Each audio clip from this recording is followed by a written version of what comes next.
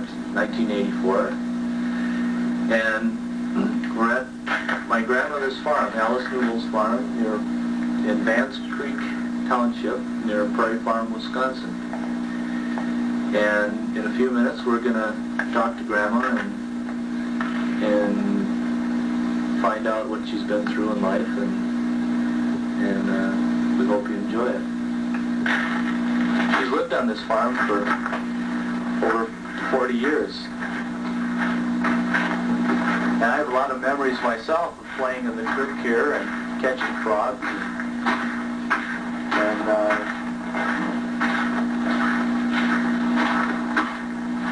we used to slide down this hill. It's kind of hard now, but this hill right on top of here used to be our favorite place to stand because it was kind of like Grandpa's mountain. You know, and this place has a lot of memories for me, and even more memories for other people that have visited here over the years. It's been 17 years since my grandpa died. Grandma has lived here a lot by herself ever since. She's 77 years old now. Still lives on her farm. The barn is gone.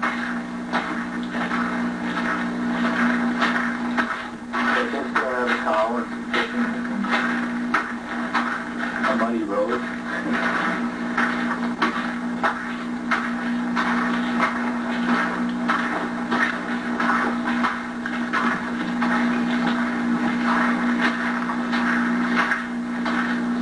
Really don't know what else to say.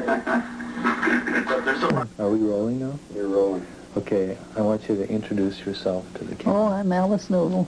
I've been here 41 years now, almost. So, I'm the same place. Guess that's enough. Where do you live now? Oh, see, they don't know. So. Oh, well, it's 5 miles southwest of Barron. And what, is it a farm? Well, it's a piece of one. It's in the town of Vance Creek, Barron County. Mm-hmm. Why is it a piece of a farm? Because I sold the other piece. Well, how big was the farm? 160 acres. Now it's almost 40. So I sold the other to Ernie. You sold 120 acres to Ernie? Yeah. Okay. Well, tell me about your sons and daughters. Well, Ernie lives up on Highway 2. Ernie's your oldest? Yeah, he's the first one. And Doris lives down by Downsville. And Anne, of course, she died, so she was next, I guess. And then Father Jerome lives on the hill. And Marvin lives at Esco. And Don is in Hawaii. And Margie is down here on the farm. Mm-hmm. What do they do for a living and stuff? What does Ernie do? Well, he was a trucker, but now he's fixing trucks and selling parts. And Marvin builds houses, or barns too, I guess. I don't think he ever did, but I guess he could. And Don is missionary in Hawaii, and Father Jerome is a priest. Start over? Or just, yeah. Okay. Okay. This is Alice Newville, take 2. Okay, so I want you to introduce yourself. Well, I'm Alice Newville. I live on a farm in the town of Vance Creek in Barron County, Wisconsin. Tell us how old you are now. Well, I'm 76, so I'll be 77 in May. And tell us where you live now. I just did. Well, see, we're starting over. Oh. Well, Take 2. Oh. I don't know all that funny stuff. Well, I live right here on a piece of a farm that I've lived on for 41 years. How big is your farm? Well, it's about 38 acres, I guess, because there's part of it. I had 40 here, but then he's got his house on part of it. And I sold 120 to Ernie. Now, Tell us about your sons and daughters over, and tell me each one and what they do and where they live. Well, Ernie's the oldest, and he lives on Highway 2 above Duluth. And then Doris is next. She lives down by Downsville. And Father Jerome lives on the hill, on this farm. And he's got a chapel. He's a priest. And Marvin is a carpenter. He lives at Esco. And Don is a missionary. He's in Hawaii. And Margie's a farmer's wife. She lives about 7 miles from here. How many grandchildren do you have? 23. 23. Mm-hmm. What are they doing now? Where are they all over the world now? Or? Well, they're pretty much in the United States right now, I guess. But do I have to tell you what all of them are doing? Well, that would probably take a long time. Yeah, that'd take But forever. Any particular one that you're real proud of? Well, I guess I'm proud of all of them. Doug was here Sunday night. Doug was Herdall. He was insurance man. They'd had open house on Friday, he said. Jimmy's he's Don's boy. He's in Bethel College in St. Paul. And he's going to go to Japan now and teach English, I guess. Is he going to get married to the Japanese woman? They're, it's on hold yet. Is it? Yeah. They're waiting for, well, her father doesn't especially care about it. So they're waiting for him to give his permission. And he's going over there as soon as he gets done with school in the spring. And then I guess they'll get married over there. And so he's going to live in Japan? Yeah. With her there? She doesn't want to come here? Well, it's an awful lot of expense, you know, and trouble to come over here. And he's going over there anyway, so he might as well do it all up while he's there. Does he know Japanese? No, he says he don't think he can ever learn, but she knows English. She can write it real good, too, so I guess they'll get along. Oh, Karen, she's Jimmy's sister. She's going to Bible school, and she works part-time in a nursery school. Oh, let's see now. Well, I suppose you're the chief photographer, so I suppose I have to mention you. I hope so. And Cindy's in Oklahoma. She's got a little girl now. She's got the girl and the boy before. And Becky is your sister. I suppose you know her. She's got 5 little ones. So how many great-grandchildren do you have? 31.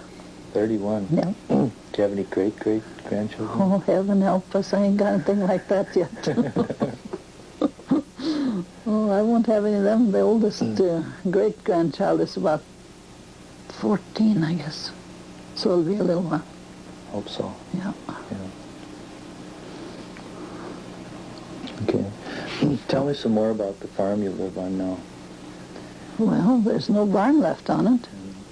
That sort of deteriorated and fell down, and they burned it out. But we've got a big shed, and we've got a few cattle, and a few chickens, and a rooster, and 1 tomcat. You don't have a dog anymore? No. The dog went home with it, Marvin. It was his dog anyway, so. She went home with him, and she's real happy, so I'm happy, too, to get rid of her. She wanted to get me up nights, you know. I didn't like that very good. So, tell us about how you managed to survive on your farm. I think it's kind of neat that you still live on your farm. Well, how do you get by? Well, I don't do any more than I have to, you know.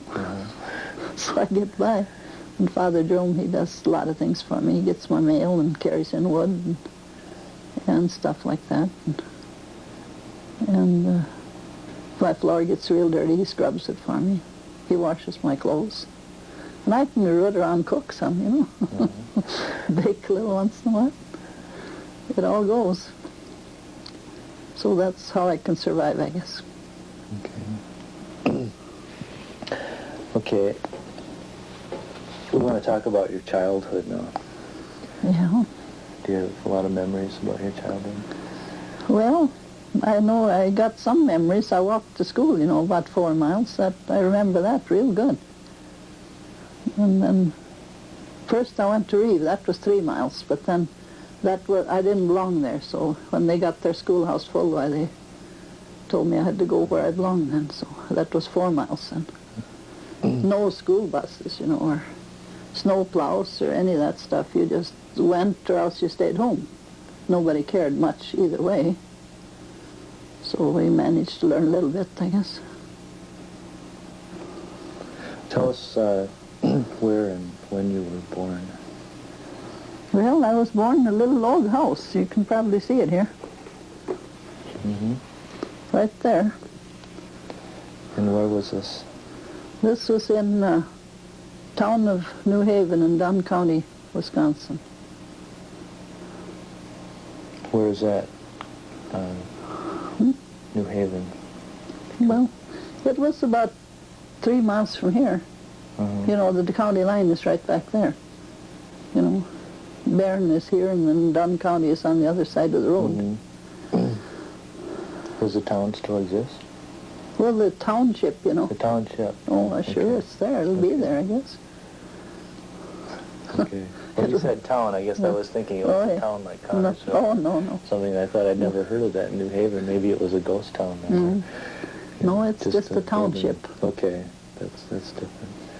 Okay, well, tell me about your parents now. Tell me who they were and their names were. And my mother was Nettie Ingebretson. She married my father, John Tronnard, in 1901. And they came to this place right here. And they built a log house. It was green logs, so when they hung up their clothes, well, then they kind of molded a little bit. How old were they when they did that? Well, my mother was, I don't know, 19, I think. He was 7 years older. Are these your parents? These. Mm-hmm. That's my father's brother and his wife. They were married in 1910. Mm-hmm. See, they were married in 1901. I was born in 1907. They thought they weren't going to have any. Oh. So they almost adopted one. So you are the oldest? Yep, I'm the oldest. Edna's next. She's 6 years younger than I am. And then Herman was 9 years younger, and Edwin was 13 years younger. What were your parents like as people? Oh, What was your dad like? well, he could get real mad sometimes, but my mother was more patient. She was real careful what she said, you know. She just kind of thought everything over first before she said anything. And he was more, you know, kind of fly off the handle once in a while, but he was pretty good. What did he do for a living? Well, when they first moved there, that was wild land, you know, and lots of timber and stuff, so he cut cordwood, and that's 4-foot wood, you know. Mm-hmm. And he hauled it to Clear Lake. And he got, I think, 75 cents a cord for it. He could only haul about a cord and a half on the sled, you know. With horses? Yeah, with horses. And, well, that was quite a bit of money then. Well, I mean, it wasn't a lot, but... no, not when you had to feed horses and yourself. And my mother used to knit stockings. She knit big, long stockings for the lumbermen, you know, or the, you know, in the woods way up here, and they were 75 cents, I guess. She had a sheep, and she carded the wool and spun it, and then she knit and all that stuff for 75 cents. Mm. And then they made little butter, you know. They had a cow or two, you know, and they churned the butter and sold it. And Greytown used to be, you know where Greytown is? I'm not sure. Well, it's not there anymore, but... Oh, I guess I have, yeah. Someone drove me through there once and said, this used to be Greytown. Yeah, well, that's where 2 miles from there. She used to walk down there. So they had butter in little crocks like this, you know. It held, I don't know how much. And then they would leave the crocks, and then people bought the butter, and then they'd bring them back, and then they got them back, you know, because they were little You know what a crock is, don't you? Kind of an earthenware thing. So. What happened to Greytown? Well, the storekeeper died, I guess, and I don't know what happened to the store itself. It isn't there anymore. Well, they tore it down, or what happened? There's an old church there. That didn't used to be there. So I don't know. I had a picture of him, too, when I've been handling it here, but I don't know what I've done with it now. Of who? The storekeeper. Oh. So the Greytown was mostly the store. Yeah. And when the store closed down, the town kind of... Well, that wasn't anything. There used to be a blacksmith shop there, and some people lived there. There was those thatchers, you know, they had sawmill. So then they employed a few men. And then Reeve was the closest then, 3 miles away, so we had to go up there and get our stuff. There was a creamery there. I used to haul some cream up there in a buggy. Later on then, there was a cheese factory in Greytown after a while. I hauled milk there to the cheese factory for a while. That wasn't a very good job for a kid either, but then I did it. How old were you then? Oh, I suppose 14 or so. How did you haul them up? A horse and a buggy. I could harness the horse too. I don't know how I did it because harnesses are heavy. And I can't remember how I loaded the milk because my folks went on a trip once and they left me with the chores. And I know I hauled the milk, but I can't remember how I hauled that, how I loaded it. If I poured it out in a pail and then set the can in there and poured it in or not. I can't remember. That must be what I did because I could never lift a can of milk. But we got it down there anyway, somewhere or other.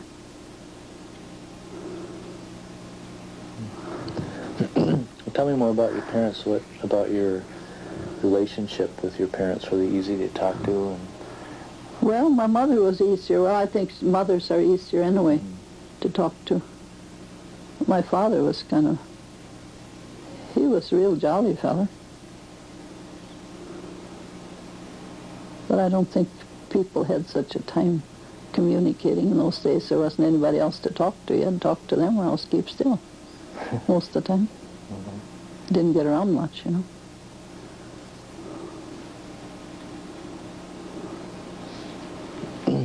Tell me where you lived as a child, the first place you remember.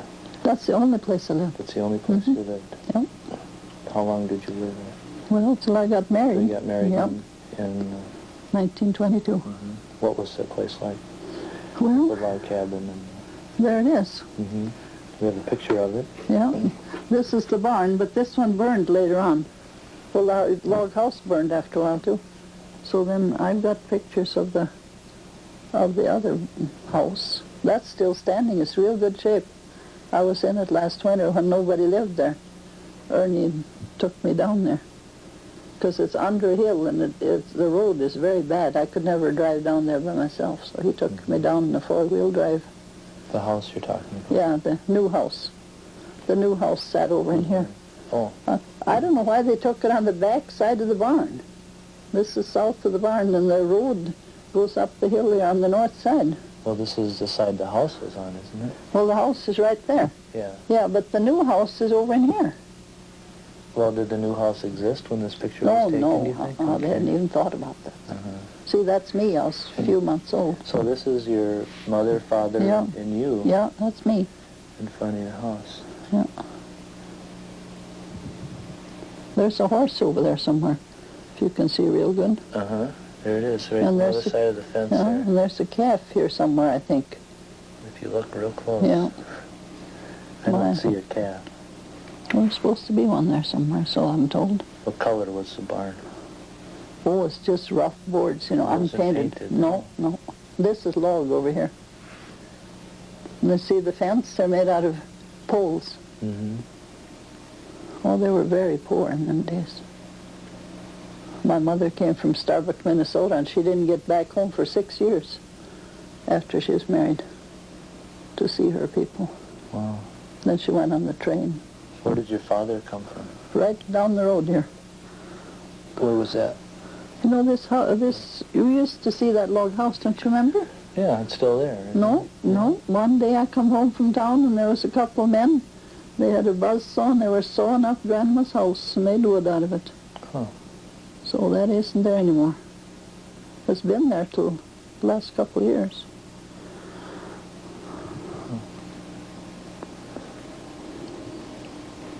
So what was the farm like? It was a farm, wasn't it? It was, or was it just You mean where my folks lived? where you lived as a child? Well, he kept clearing it up, you know. It was just woods. So he used it mostly for the timber at first? Well, he had to get rid of it, you know, so then he made a living selling the wood. Oh, at first? Yeah. Okay. He had to clear the land. Yeah, he had to clear it to get little hay for the cow and the horse or whatever he had there. And he kept getting it bigger and bigger, you know. He had big fields when he died. He lived there till he died, you know. Well, how did he get the stumps out? Now we'd use a bulldozer. Oh, they had dynamite. But now we dynamite. can't buy dynamite, I don't think, anymore. Uh-huh. But, well, they rotted eventually, you know. He chopped them up and they pulled them out. They had stump pullers.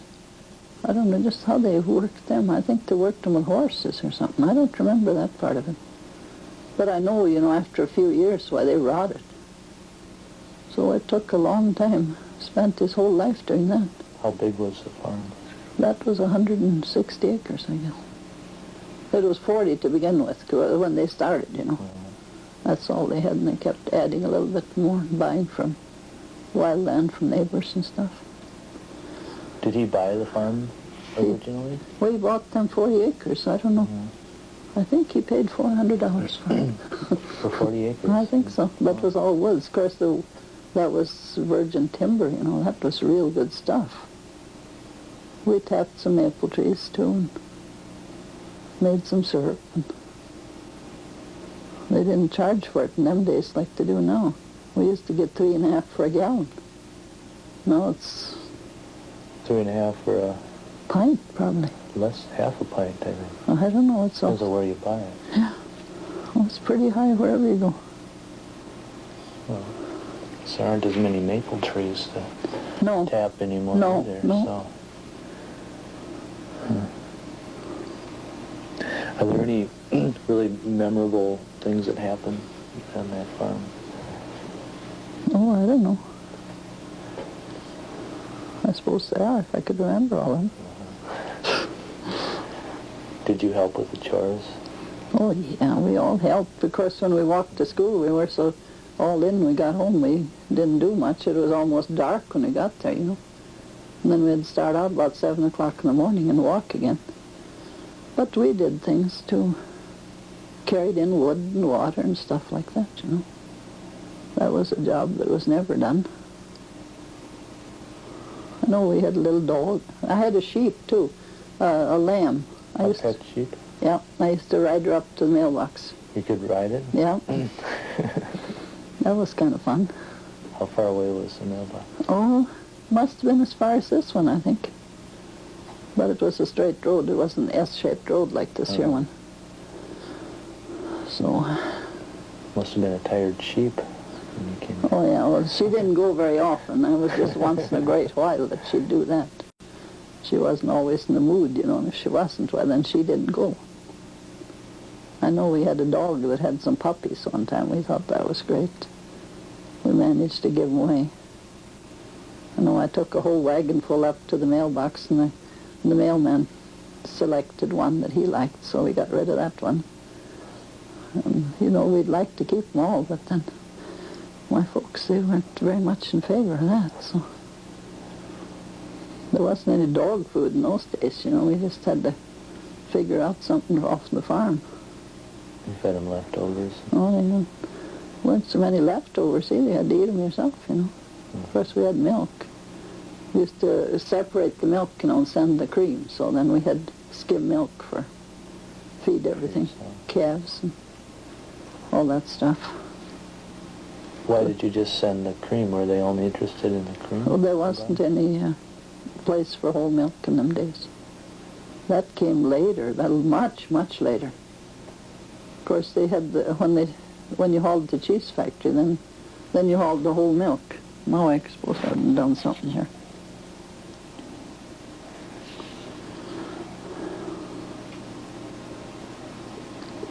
was whey that, you know, whey from the making of the cheese, and you could bring that home in cans and feed to the pigs or whatever you want to feed to calves or stuff. But it was no good for cats or dogs.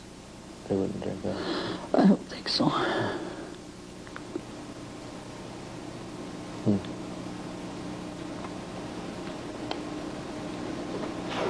Maybe we should just take a quick break around here. Roll right on. Yeah, that's much better. Why, he's really got it good now. We're rolling, actually. We are? Oh, good. Okay, Oh. so I'm picking my nose and clearing my throat. Yeah, well, we got to do Okay. all them things. Well, we were talking about your childhood, Yeah. so, and you're talking about your lamb and stuff. Tell me about your most favorite thing to do as a child. Well, there wasn't too much to do. We used to slide downhill in the wintertime, you know, sled and stuff. And we went on skis a while, and there wasn't too many things to do. We used to read a lot at night, you know, when I'd come home from school. Just had lamps, you know, kerosene lamps, so it wasn't too bright. What was your most favorite thing to do that you can remember? Well, we used to play house. Had some dolls and stuff, you know. Where did you do that? Huh? Where did you do that? Oh, it didn't take any special place for that. You just cleared off a corner and got some chairs and had some little dishes, and we played, you know. But my sister was 6 years younger, so she wasn't too much to play with, you know, for a while. Of course, we played school too, you know. I was the teacher, you know. Did you have friends that came Well, over? there was a few, but, you know, if you had to walk, why, you don't get together so much. You ain't like now. Some mother takes them, you know, in the car, you know. Goes and gets them again, stuff like that. Oh, in the summertime, we made mud pies, and oh, was that great. We took dandelion flowers, you know, and then we'd decorate our cakes. We had flowers, and then those sourdoughs, you know what they are? Sourdough. Yeah, they got brown seed on them. Oh, yeah. We used to rip that off and have it for coconut. Oh, we made some fancy ones. Of course, if you had small kids around, you had to watch them so they didn't eat them up. You know? They didn't know any better. So that's about all we did, I guess. What was your house like that you lived in? Well, I don't remember living in the log house much, because when I was about 3, I guess, we moved into the new house. And then we had, well, that was quite a big house. It had a big, long kitchen, and then we had, it was all in one, you know, kitchen. We ate and done all that stuff in one place. Then there was a pantry and front room, and then a little bedroom. That was kind of small, but. And then there was a big upstairs. There was 3 rooms up there, so we slept up there quite a bit. Well, us kids did, you know. Folks slept downstairs. There was a big basement. We had big, all the walls, you know, was big, rock, you know, big, thick rock walls. And oh, it was to be nice and cold down there. We didn't have any cement walls, you know, floor. So then that kept the vegetables good, because that's what ruins the vegetables. It gets too dry in there, and they all wilt, you know, wrinkle up. So the basement was more damp because you didn't have Yeah, well, I think so. cement floor. Kept our stuff good. We used to raise a lot of rutabagas. We had them in a big bin, and then at night we used to go down there and chop up some for the cows. We didn't have any silage, you know. Just cut So them you up. ate rutabagas? Oh, Do you like rutabagas? Well, a little bit in soup, but I don't want to eat them otherwise. I can't stand them. Oh, they're good in soup. A good thing I didn't have any today, then you would have had to eat them. Because I love the rutabaga in there. So you had a garden? You grew Oh, yeah. a garden every year? And Oh, yeah. What kind of things did you plant? Well, we didn't know anything about string beans. I don't know whether they invented them or we didn't know about them, but anyway, we had some peas and some carrots and some potatoes and a few rutabagas, I guess, stuff like that. Well, we used to plant rutabagas in a big field, you know. We used to sow them, you know, like that. And then we'd pull them in the fall, and then we topped them, and threw them in a big bin in the cellar. And then about 4 o'clock, then we had to go down there and sit on a stool, and we cut them up into little chunks so we could feed them to the cows. I know one time we got one a little too big, and the old cow got it in her throat. My dad had to take the broom handle and shove it down, got it loose. She didn't die, just about did. Oh, there wasn't any great excitement. There was no telephones, no television, no radios, nothing, Just had to get along, but we didn't know any better, Nobody else had anything either, so we were happy.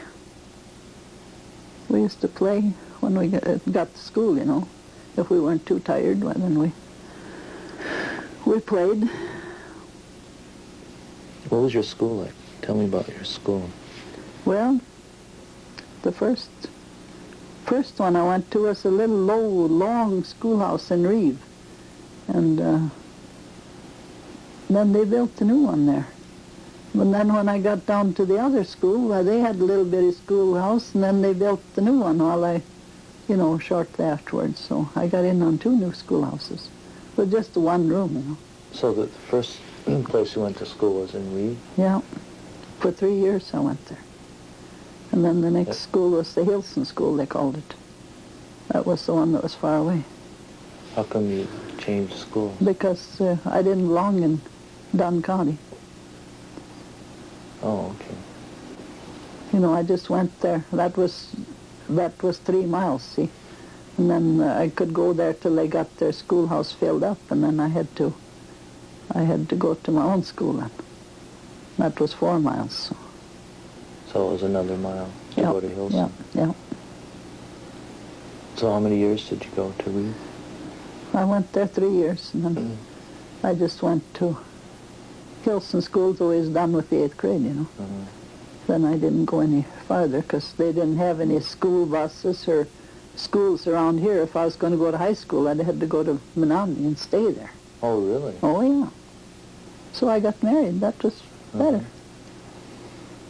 Well, how far away is Menominee? That's a long ways. 35 miles, I guess. That was the only high school in Dunn County.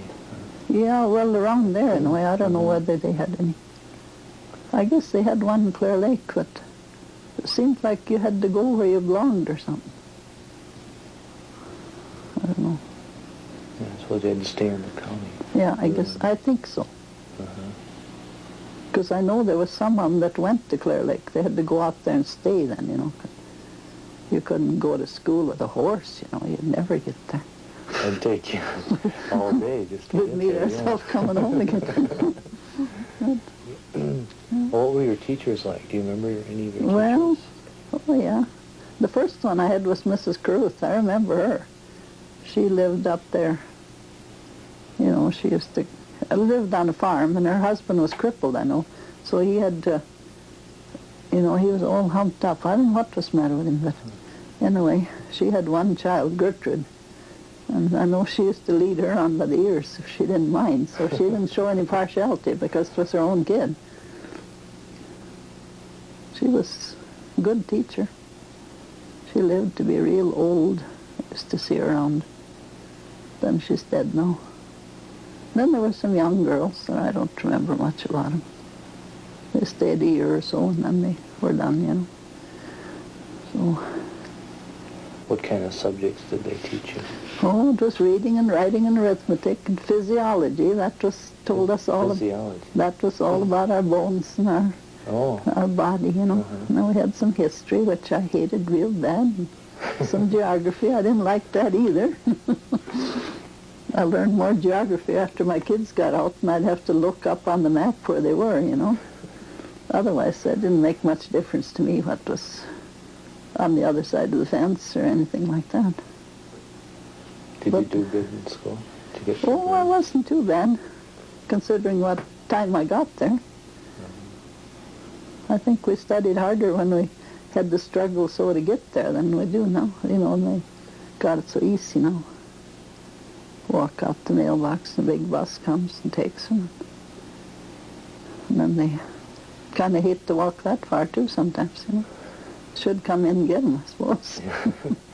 Right to the front door. That's what Cindy and Becky used to think. Yeah. When they were at the end of the line, the bus did turn around right by the milk house. So then they got a ride then. So did you have the same teacher? Well, 8th grades or? oh no, there was different ones. Well, the first 3 years you went to there was a smaller school. Sorry, you went to Hilson then. Well, this here Reeves schoolhouse, you know, they got their school filled up, you know. We could go while they had room for us, But at first it was a one-room Oh, yeah. schoolhouse, like, and then... And there was a one room in Hilson too when I first started there, because they were building their 2-room school there too. So I got in on that too. Now there's people living in it. In the school. Mm-hmm. What about the one in Reed? There's a person living there too. Yeah? Family, Chuck Martin lives there. Lots of room. It'd be a nice house, I guess. Oh, yeah. Big rooms. Yeah. They had furnace there. I know we used to have a register on the floor, you know. We'd all stand there, but, you know, after we got the new schoolhouse, the old ones, they just had a heater, you know, and there was no basement or nothing. Mm-hmm. Big heater and a jacket around it. That was our first frozen food. When we walked to school, you know, our dinner pails was froze solid when we got there. You left them outside? Or? Oh, no, we carried them, you know, for 4 miles. They froze. Well, then we Did set you them. freeze, too? Oh, I had some home-knit stockings and some slacks. I hadn't invented them yet. So we had some long coat and some stuff, so we made it. So you wore a dress every day? Oh, yeah, there was nothing else to wear. Goodness sakes, they'd have banned you from the whole country if you'd come with the pants on. Good grief. Couldn't act like that. No, there was nothing like that. Sure is different now. I think they're starting to wear dresses more, though, than they did for a while there.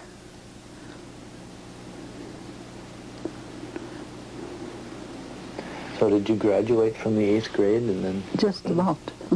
Just about? Yeah, just about. Tell me about it. Oh, I don't think you should know about that. Why not? Oh, I was so dumb in arithmetic, you know. Did you flunk? Well, I was just behind, so I never finished it. Oh, okay. Oh, well.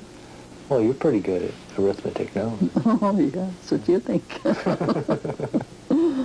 Oh, no, I ain't very good at it. Of course, I've learned a lot afterwards. You know, I studied some by myself, too, you know. You don't have to go to school for everything. Oh, no. Oh, no.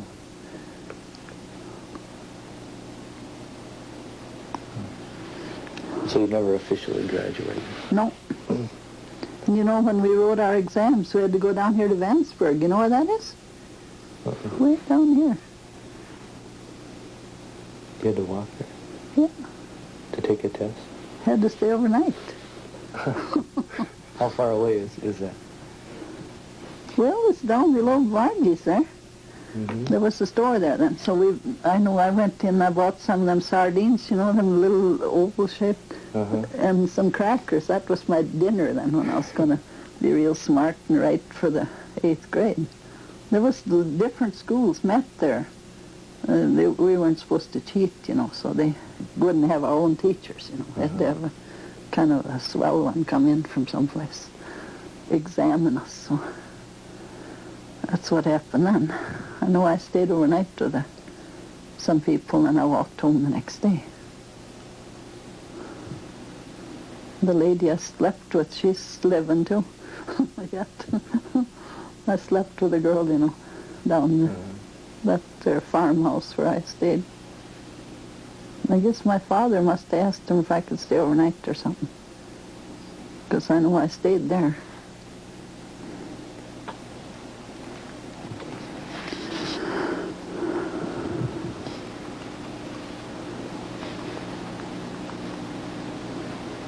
So you went through 8th grade and Just about, yeah. And then you just Then I Couldn't go met, to school anymore because you would have had to go to Menominee. Yeah. So what'd you do then? well, I met your grandfather then. Was he the first boy you ever dated? Well, Any other boyfriends? oh yeah, I had a lot of Yeah. them. But then he was kind of the one that lasted the longest. I just kind of run around one summer, you know, because I got married in fall, so. But I had some in between, you know. What were their names? Oof, don't ask me that. That's a long time ago. Ed Stevens was one I went with from Emerald. Oh, there were different ones, but he was the one that kind of took the cake, I guess, or something. What did you do when you went on a date? Well, we walked long ways and went to barn dance once in a while. Danced all night and walked home again. You couldn't just go to a movie, could you? I don't know what that kind of stuff was in them days. Yeah. There was some kind of a show come to read once they had in the hall there. Don't remember much about that either. I know there was circus come to read once. They had an elephant. Oh, that was supposed to be real fancy, you know. It was right where that oil station is now, you know, in the corner. They had a tent, you know. No, there wasn't much to go to. I guess there was some shows probably in Clear Lake. I don't know. I never was much of a show person, anyway. Mostly we run to those dances, you know, that they had a piano, you know. Tell me about basket socials. You told me about basket socials. Well, that's how I met your grandpa. I went, we used to rig up a real fancy basket, you know, box, you know, and we had 2 lunches, you know, one on each side, you know, and then they were secret, you know. You didn't tell anybody how your basket was. You had to come with them all covered up, you know. And then they bid on them, you know. Who bid on them? Well, the boys, you know, they stood around and bid, you know. Did they know who they were when they were bidding? They weren't supposed to know that. Okay. That was secret. Of course, a few of them, you know, they told, you know, so they could get the right guy, you know. I didn't have any basket this time that I went up there. They sold lunches otherwise, too, you know, some little stuff. And so I didn't have a basket, so I don't know how it was. He must have bought some lunch, and then he walked home with me, you know, in the mud, 15th of April. Mud and dark and everything else. So then he had to walk home. Where did he live? He lived right west of Reeve, about a mile. So he had to find his way home after he'd taken me home then. So then he had an old Ford, you know, that he could run when he used to come after that, you know, or else ride horseback. What did you think of him when you first met him? I can't remember. I didn't think he was too bad, I guess. Well, he was quite a bit older than he was 13 and a half years older. So one of us had to be grown up. Yeah. So he had a lot of experiences. I mean, he'd been in the Army. Yeah, well, he'd been in the Army and he'd been out west. He said he was running around out west while I was growing up, you know. And then he come back and we got married in the fall. We went around quite a bit in the summer then. Do you know much about where his family came from? Well, they lived there, west of Reeve, you know. His mother and father. His mother, I've got a good picture of her here. She's got a kind of a wrinkle across. Somebody must have bent her. It looks folded. I don't know. Now look what I did.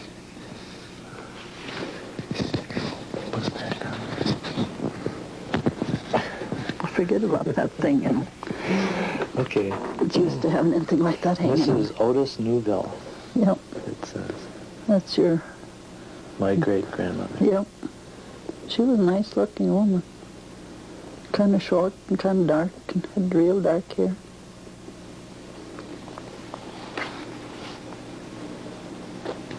Wow, you want to know what the wedding was like? We're getting to that, Alice. Ignore that until the right time. Well, we were supposed to. You'd have to sit over here with the cue cards. Maybe I should start Here, I could slide that in for Just tug on my thing here. Just unswattered. slide. Okay, so they lived by Reeve, but do you know where they came from? Well, I heard they... Your father or your grandfather was born in Sisseton, South Dakota, ain't it? That's where he was born. What? Sisseton. It's there. I've been there. And then they lived down by Wilson. You know where Wilson is? Yeah. Knapp and Wilson. Yeah, they lived there. I think he was 6 then when he come up around here. And they lived there then. Your grandmother, I think she came up from Minong or somewhere down around there when she was a girl.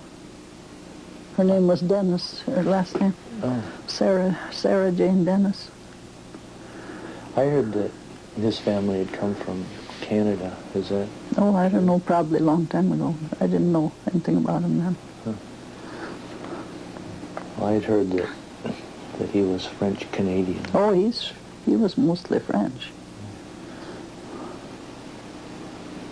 French and a little bit of everything else too, I guess.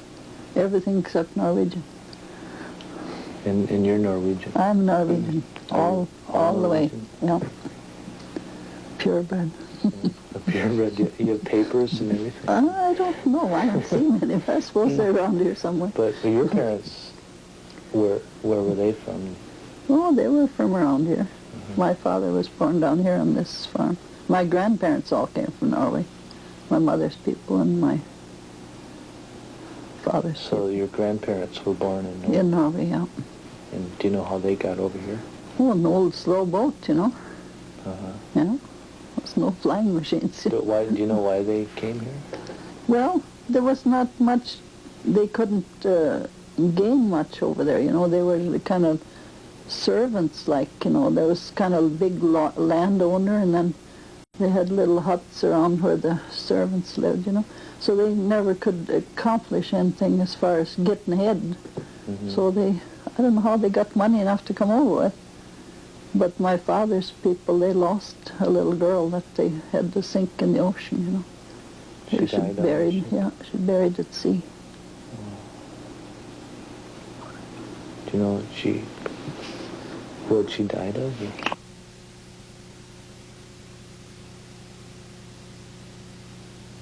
A little girl that they had to sink in the ocean, you know. She died buried, yeah, she buried at sea. Do you know what she died of? Oh, I don't know, probably. Maybe she was seasick, I don't know. It was before my time quite a while. So they came over on a boat. Do you know if they came directly here? They came to Menominee first. They had that destination in mind? I don't know just how they come there, but all the Tronnards landed in Menominee, I guess. And there's a whole bunch of them in Montana we didn't know about, you know. That was my grandfather's brothers. Oh. And we lost track of them. So they continued on there's further west. Tronnards all over the mountains out there. Huh. And we got acquainted with him after my father died. He didn't know about him. We got out there and met a whole bunch of them. So I hear from them once in a while. What did they do out there? Well, they're big ranchers. They got thousands of acres out there. Most of them old ones are all dead now, just about there. I heard from one at Christmas time. He's barely alive. His wife is in bad shape.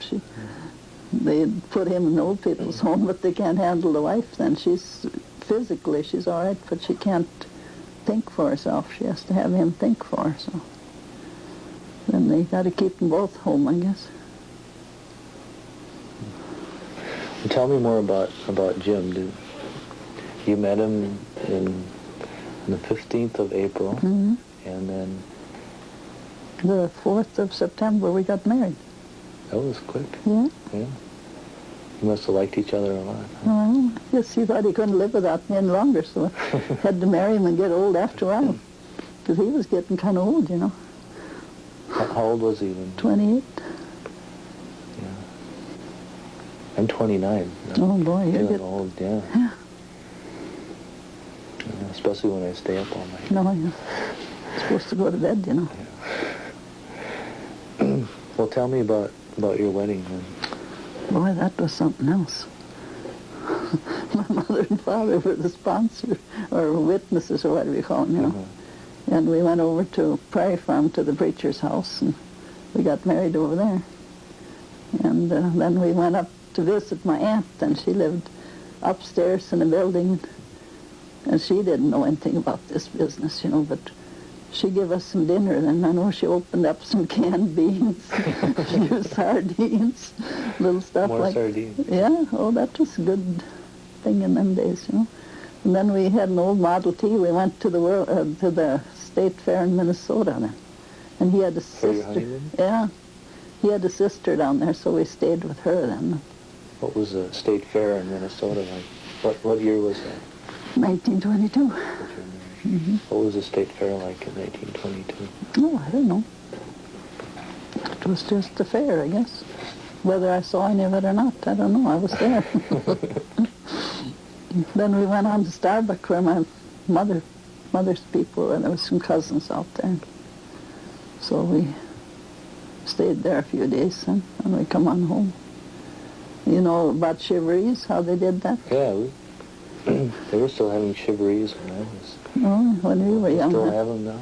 I haven't heard about it. I remember one we had here. It was for Margie. I think. Oh. Everyone brought sirens and Oh, yeah. noisemakers and Saws, they pounded. Well, anyway, they'd chiveried my folks twice before we come home, you know. They wouldn't believe that we weren't home yet.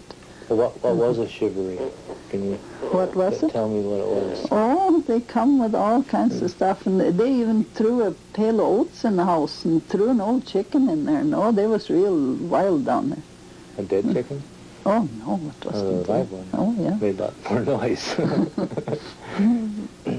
This is what they done that for. I don't think they ever done that any other place. I never heard tell of it. It was just special for us, I guess, but we weren't there, so my folks, they had to suffer through all that stuff.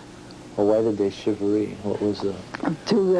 You had to give him a treat then, you know, get him to go home and behave himself. Oh, okay. Yeah. Give him a little money so they go buy some ice cream or something. Well, I don't remember what we done for him, but we must have given him something, because anyway they left. So some people used to have beer and stuff, but we didn't believe in any of that stuff, so if they wanted beer, they had to go and buy it for themselves. I've never tasted that yet, you know. Beer? No. Really? No. You've had wine. Yeah, but I didn't like it. Huh. I'm not much of a drinker, I guess. Well, your family never drank, did they? No. That was... Yep. My father didn't believe in that kind of stuff, tobacco or any kind, or anything like that. Was that because of the church you went to, or? I guess he just didn't like it anyway. I don't know. It wasn't a religious thing necessarily. I think so. I don't know. He was kind of religious, so he wouldn't even let us borrow his knife to whittle on Sunday. Sunday we were supposed to behave ourselves. You weren't supposed to work? And... Oh, no. Not only what we had to do. Well, tell me what a Sunday was like. Well, my mother used to fold up the sewing machine. That's one thing she done then. Put a little cloth on it, you know, because it's supposed to look nice then. And we didn't do any kind of baking or any of that stuff, I know. Like, nowadays they bake bread and cookies and they wash clothes and everything, you know. Well, of course, when you had to rub them on the board, you know, it was more of a mess. But there was nothing like that going on.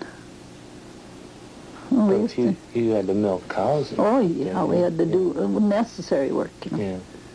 And we cooked and stuff like that, you know, so we could eat. You know, we used to kind of put on better clothes then and sit there kind of dressed up, you know, and we might get company too, you know. So... Did you go to church? Well, we didn't go a terrible lot. My father used to go a lot. He walked, you know, because, you know, the horses worked, and so they were tired, and then... So the horses had to rest? Yeah, they had to rest, too. It says in the Bible, you know, they're supposed to rest, too. So then we stayed home mostly, but And there was no Sunday school in our church then. Oh, where was the nearest church? Where'd you Right up to West read? Acres. Well, that's not too far from here. Well, I didn't live here. Yeah, right. That's, I think, close by. Yeah, it was, well, it was farther from there than it is from here. But they had just Norwegian services, you know. Of course, when your grandpa come into the picture, he couldn't understand any of that stuff. No use to go to church if you can't understand what the preacher says. Yeah. We went to Reeve then. Did your family speak Norwegian? They did at home, yeah. I was supposed to be a disgrace not to speak your own tongue, you know. That was terrible. Was that the main language that they used? I mean, Oh, yeah. they spoke that? Yeah. And did they knew English? Oh, yes, they could. They could read and write and all that stuff, you know. So how did you learn English? Did they... Oh, when I went to school, I didn't know one word when I started the school. And I just had to figure it out. You just had to sit there and... Well, I figure just it out? went and I didn't know what they were talking about, anything else. That must have been But that kinda was fun, yeah. strange. Yeah. Yeah. Well, I learned after a while. Didn't take too long. But your parents didn't try to teach you English? No, no. Even though they knew it? No. They got That's so, good after a story. while, then we would talk English to them and they'd answer us in Norwegian. You know, that was usually the way it went. So,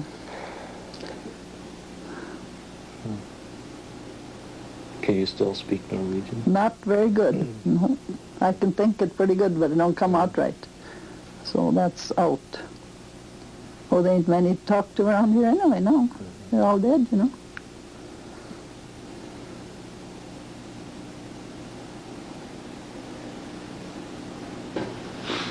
So where did you live when you were first married? We lived down by the Hilson Schoolhouse, right next to it. Lived there for 4 years. What Then, was that house like? oh, that was a kind of a little funny house with a lean-to on it for a kitchen. You know, it was hip roof, if you know what that is. And then a lean-to. So we lived there. We had Ernie and Dory while we lived there. Then we went to Chicago. Lived there for a couple of years. Then we come back, lived with Grandpa Newville for a while because Grandma died, you know. And they had a little girl were taken care of because her mother had died. So when Grandma died, then we had to take care of her, you know. We come back then from Chicago. And your grandpa did, he thought he should go back to school, but we never made it. Then he thought he could take up correspondence course, but he didn't make that either, so that was out. Then we bought the 40 down there. You know where that is? Is that where the house burned down? Yeah. Yeah. Yeah, I've been there. Yeah. Nothing there now but a silo. Well, why did you go to Chicago? He wanted to go to Bible school. Went to Moody Bible School. Why did you want to do that? Well, he thought he should preach. And he did preach for a while, you know, but then, kind of around, you know, not no congregation, but he'd preach here and there.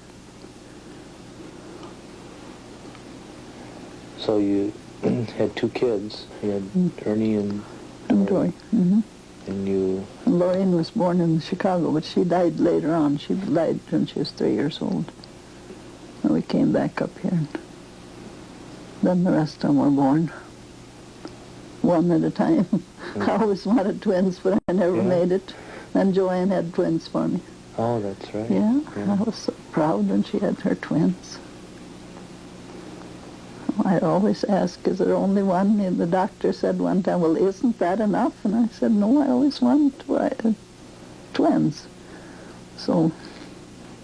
How did you have babies in those years? Yeah, I know. I'm sure it's the same. But I mean, you didn't go to a hospital. No. Like you do now. I mean, now you rush to the Oh, hospital yeah. and they wheel you into the operating room and stuff. So was there a midwife? No, I had the doctors. Doctor. There was a doctor. They'd come out to their little black bag. You know. Yeah. Where was the doctor? Well, Clear Lake. Clear Lake. He had an office there. Oh, yeah. And how did the doctor know that you were ready to Well, we had Maybe to did call somebody them get on a up. horse? Or? No, we called them up, you know. We lived 2 miles from a telephone when we were first married, so when Doris was born, I helped milk the cows that night so he could have time to go and call the doctor, you know. I think he had some kind of an old car. He must have had. Ernie was born down at my mother's place. I was there with them then. I mean, I just came up there for the occasion, you know. I went home and I got recovered enough so I could. But Doris was born down there. So I milked cows that night. Ernie sat in my lap, you know, like if cow would have kicked, you know, she'd have really fixed him, but she didn't happen to. He was such a mama's boy, you know. Wanted me to hold him all the time. No, I never see him.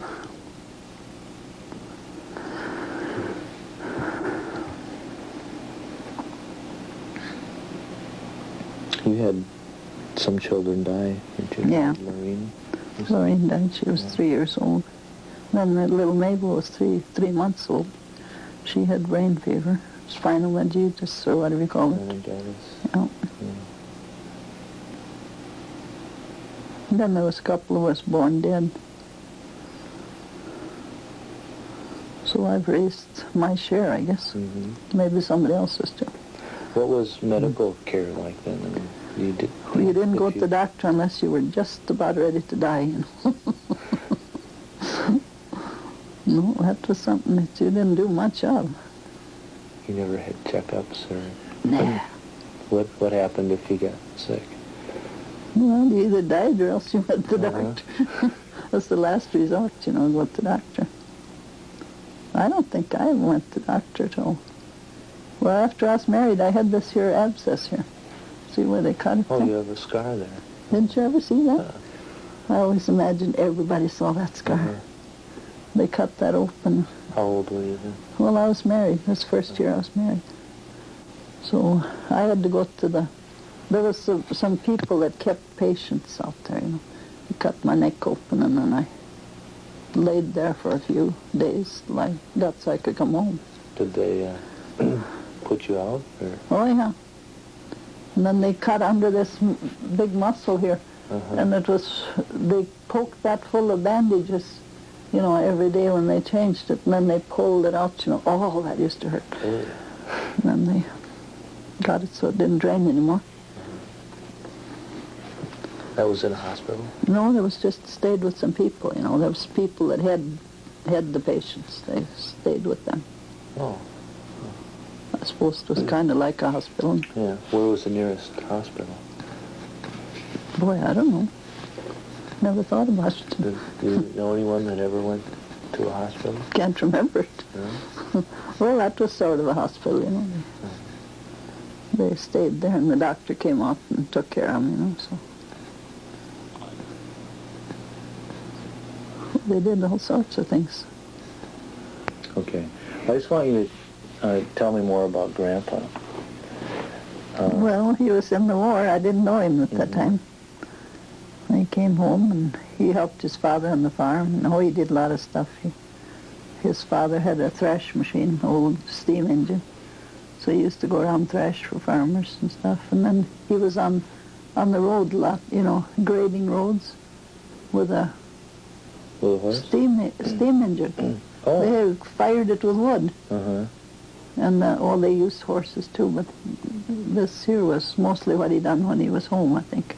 And that steam engine was what they thrashed with too. What did he do for a living when you were first married? Oh, we had a few cows we milked. Not like they do now, you know. We milked them by hand. I think we had about 12 or so. 12 cows? Mm-hmm. And you sold the cream? And we sold... You sold everything for cheese? We sold milk then. We sold it to the cheese factory, I think, in Greytown. I forgot about that. Been a long time ago. But then didn't he haul cream too, or? Well, that was after we got on the 40. Oh, okay. Then that's a long time after this year. Okay. Well, tell me about your move to Chicago. had he been thinking about this for a long time? Oh yeah, he thought that was the thing to do, so we had an auction. And everything we sold everything and only come to a little over 900. Our cows, I think our chickens went for 35 cents a piece. Wow. And then they stole my clothespins too on top of that. I was going to save them. Somebody took them. Were there a lot of people there the day of the auction? Oh, quite a few. And then those days you had to give them free lunch, you know. Oh yeah, I bought, I think, about $5 worth of dried beef, and we had some bread, and we made sandwiches. You know, you made it into a little brown sack, you know, and each one, you handed them each a sack, you know, and I suppose we had some coffee. I don't remember. We must have had some coffee.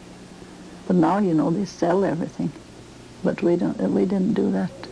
They said if we had a good lunch, then they'd bid more, but it didn't seem to help much. Did you hire an auctioneer? Oh yeah, we had one, and a clerk. They got quite a bit of, you know, they have a percentage. So he decided to go to Chicago. Yeah. How did you feel about that? Well, as long as he wanted to go, and then I went too, you know. I wasn't too crazy about it. Mm-hmm. I didn't think I'd make a very good preacher's wife anyway, you know. I'd do my best, but then we never got that far, so didn't have to worry about it. How did you get to Chicago? Oh, we had an old Ford. Took us a whole week to get there. Mm-hmm. And it was raining, it rained all the way. We had 2 kids and we had little stuff in the back, you know. And then it was no paved roads or nothing, you know. They were building roads, and they had to pull us through the mud with horses. They would, that was great. I know one night we stayed overnight in an orphanage at, where was that now? Way down that way anyway. I always liked orphans, you know, and kids of all kinds. We stayed there with them. We stayed here and there. One night we stayed in a hotel. That was a dirty place. Opened the dresser drawer and somebody had been eating muskmelon. And they had the skins and the seeds and everything in there. I don't know what kind of business that was, but it wasn't very nice anyway. We finally got there. And then there was Roy Hovde. He was living in a place, you know. So we traded him our car for their furniture.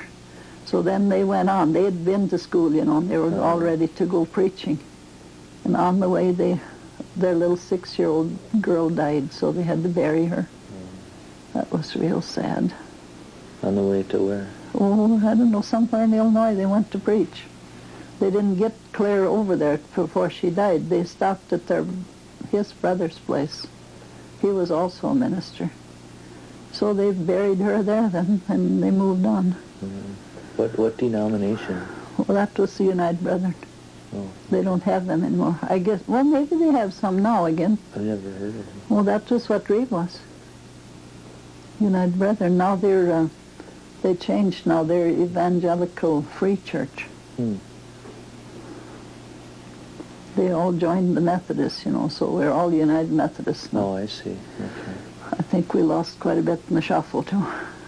It isn't like it used to be. How is it different? Oh, they're more permissive. Everything goes, you know. No sin anymore. It's all just fine. They used to preach about sin, you know, and the devil and hell and all that stuff. Now it's all love. But then I guess that's the way it's supposed to be nowadays, maybe. I don't believe in it, but... Where'd you live in Chicago? 224 West Whiting Street. West Whiting? Yeah. Where was that? Close to downtown?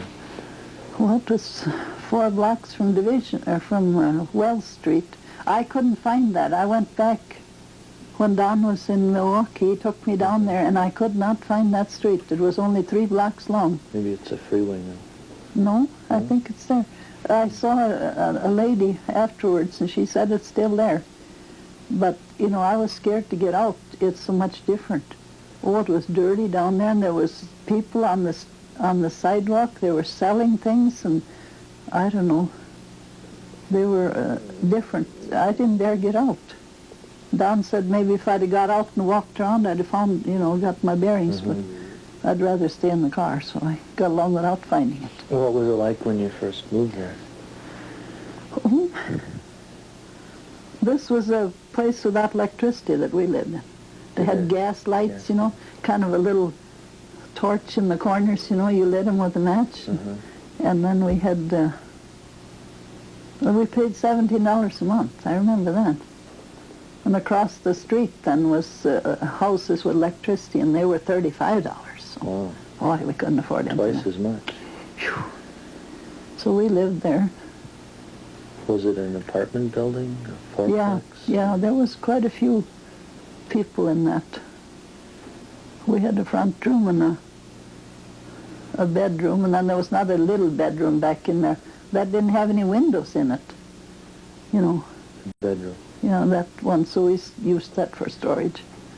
And then we could use part of the basement. He worked in a haberdashery place. Well, first he worked for the crane company. They made all these here big, all kind of machinery, But then there was something about the welding, that smell made him sick, so he had to quit there. Then he worked for Wilson's haberdashery. They made shirts and neckties, all that nice stuff, So I think he made $24 a week. Was that good? Oh, that was better than a lot of them made. Yeah. So he went to school nights. I went some too, but... To school? Yeah, night school.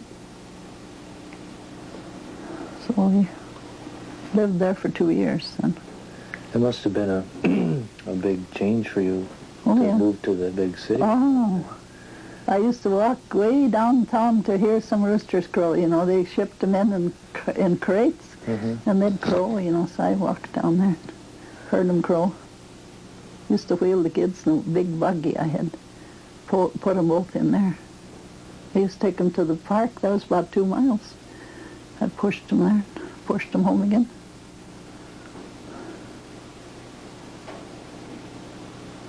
We went to the Moody Church. That was a big church in the opposite direction of the Moody Bible Institute. It's different around the Institute, too. It didn't look one bit like it did.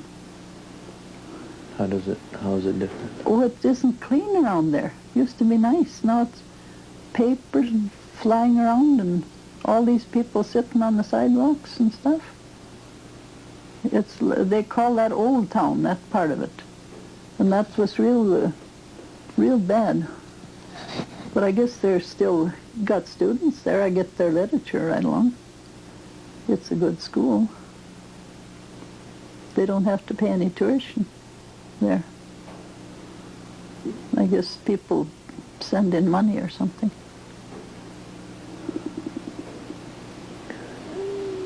It must have been a lot different living in the city. You couldn't have a garden and No. didn't have to... All cement all over. If I went out on the sidewalk, I could see a green tree way down there. That was it. Everything was cement. That's what made it so hot in summer. Sun would beat down on that cement.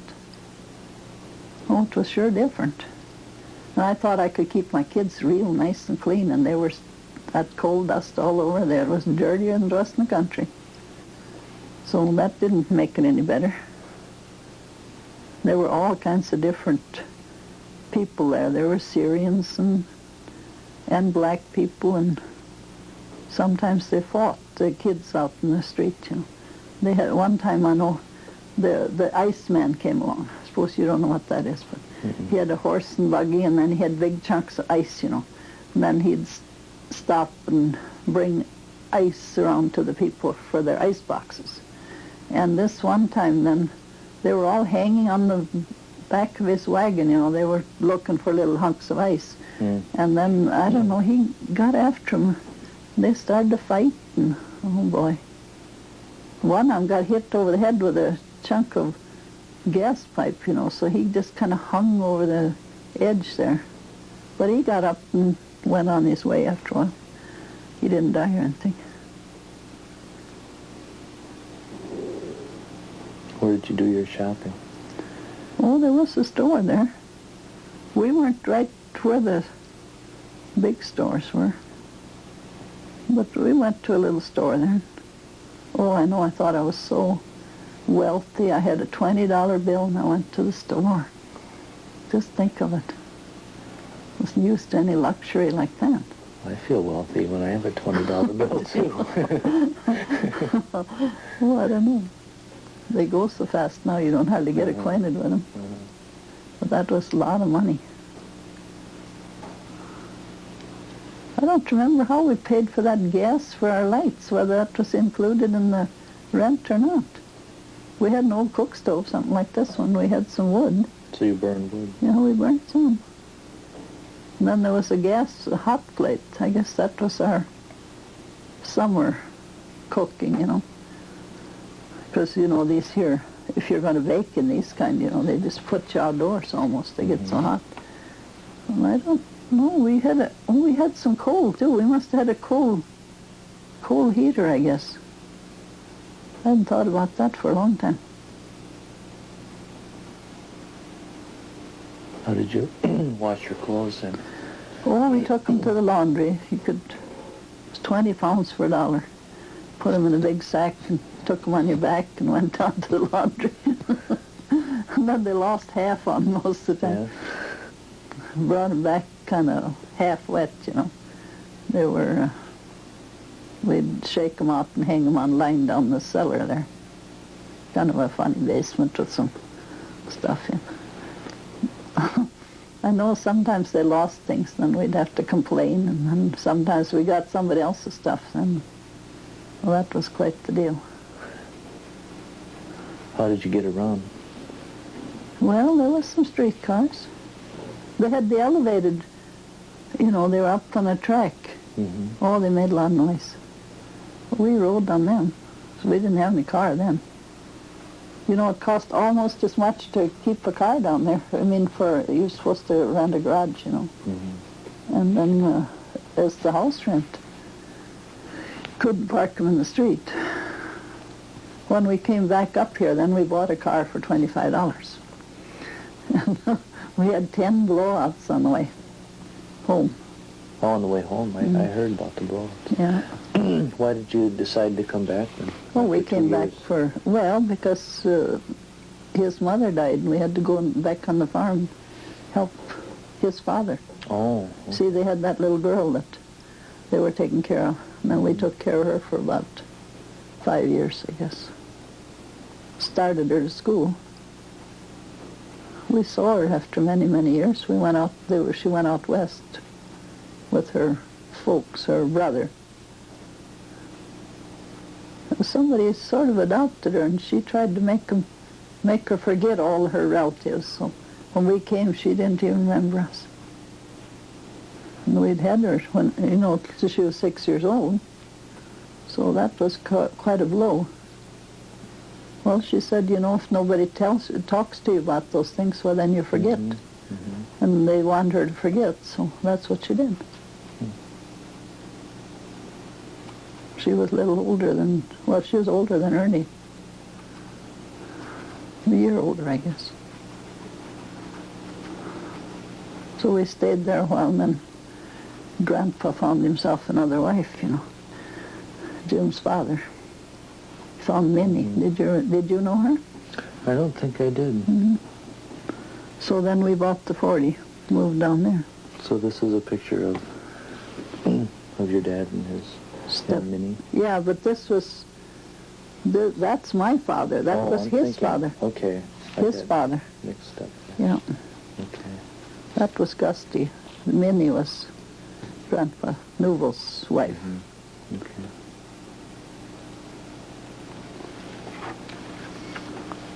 Grandma Newville died when she was 64 years old. She had heart trouble and stuff like that. But Grandpa Newville was 87, I think. There's Cash's picture. Maybe you want that too. This one? Mm-hmm. He gave that to me for Christmas. He's 88 years old now.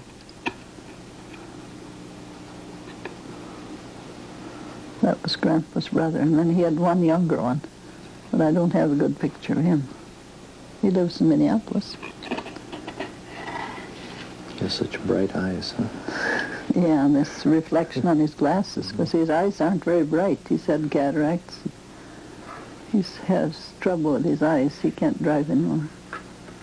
Now he's had trouble with his ears. They had infection in them or something, so he can't hear very good.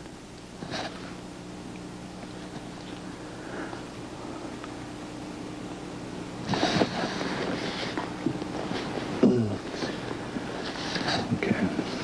That was taken down to Margie's. This one. Let's suggestions. Start the other direction from the back and go forward. For these? Yeah. Or should we do the other stack first? Either way. Where's anything to tell about those?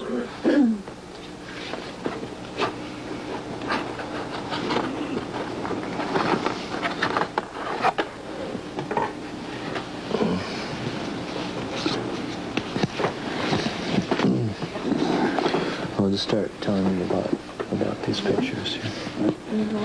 Well, that's just when I was... Still Start rolling? that again. We're rolling. Okay. Well, I was 5 months older. I don't remember much about it. But, I mean, okay, start over. Okay. Just tell me about this picture. Say, this is me when I was... Yeah, well, that's me when I was 5 months old. I was almost bald-headed. They thought I was going to have any hair, but I had quite a bit after I got it all gathered up. I don't know where it was taken.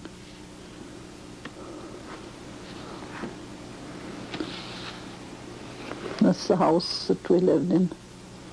This door they took, that was a nice pane of glass, you know, it kind of frosted, and it had I don't know whether it was a dog or what it was. That glass isn't there anymore. And they built a little porch here now, and they've closed this in, and they've got a deck out here. And then they walk in from the east instead of from the south where that was.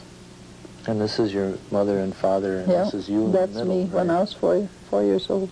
Little bows in your hair. Oh, yes. And your father had a mustache. Oh, yeah. He shaved that off? Oh, yeah, he shaved it off, and then we didn't even know him. What's this on the porch there? That white thing. Can you see that? I don't know.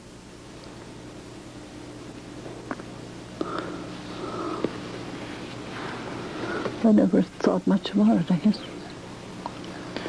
And who are these two people? Oh, that's me when I was 7, and Edna was 11 months old. We were real stylish. See, our shoes, they were black. I think these were button shoes, weren't they? Yeah, they were button shoes. And you have an umbrella? Oh, that was the thing to do, you know. See my nice hair ribbons? It's beautiful. We had white dresses. That was You have supposed a brooch on. Oh, yes, I think I gave that to Doris. Is there a picture on that, or is it a candle? No, I think it was just a gem. I don't remember.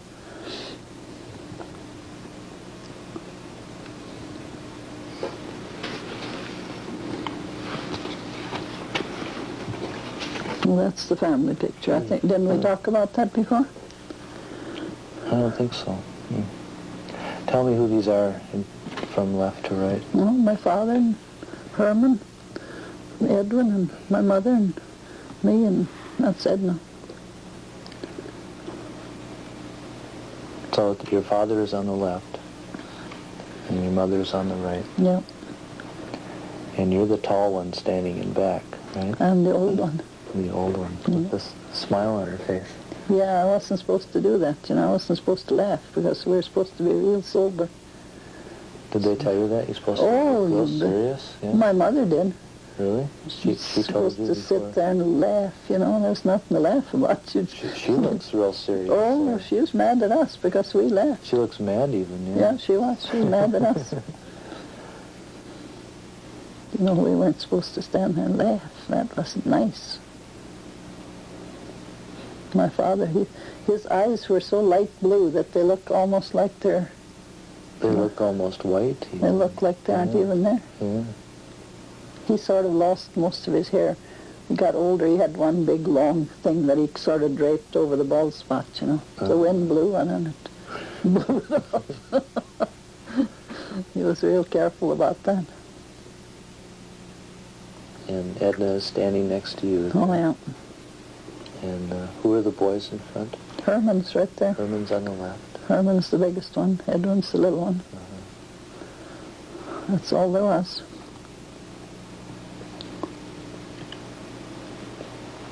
They even had neckties on. Yeah. Why were you laughing that day? Because we weren't supposed to. You were good kids. Yeah. Well, that's when you laugh the hardest, is when you aren't supposed to, you know.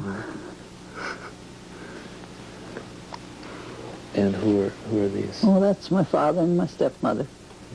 She was Seventh-day Advent. What was she like? Well, she was very religious. She didn't do anything much on Saturday. And I think she helped him quite a bit, but we weren't very happy about having a stepmother. I guess that was kind of foolish. So you were already married then? Oh, yeah. The boys weren't. Let's see, maybe Herman was. Oh, it shouldn't have made any difference to us. Of course, she got away with a lot of the property, you know. That was kind of bad, too.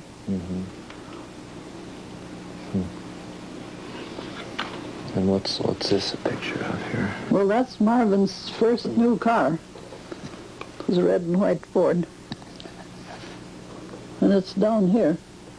It's on this place. There's the woodshed. This must be the corner of the house. That's that big collie I had. What was the dog's name? Oh, we just called him Puppy. Puppy? He came when you said that, so that's all that was required. I wonder if that's the same one there. In this next He loved to have his picture taken, but Sissy that we had last, she was camera shy. She'd run. So you come with a camera, she just beat it. I don't think I even got a decent picture of her. But he got himself right out there every time there's any picture taking going on. He got old, so. Edwin shot him one day. I went to Ladies' Aid. I said goodbye to him, and I went, and then he came and shot him while I was gone. Father Jerome, and taking him out of the, taking him back to the barn by the time I got home, so I didn't see him anymore. He was quite a good friend. So I had him for quite a long time. He was one of our neighbors. He found him in the dump. He didn't have any home, I guess, so he was kind of keeping himself going by licking out cans and stuff in there. So he brought him to me, and then I had him for many, many years. That's when I was alone, you know. I guess we ran out of pictures, huh? We have pictures of you and Oh, well, that's... and Grandpa. Yeah, that was taken on Margie's Christmas tree.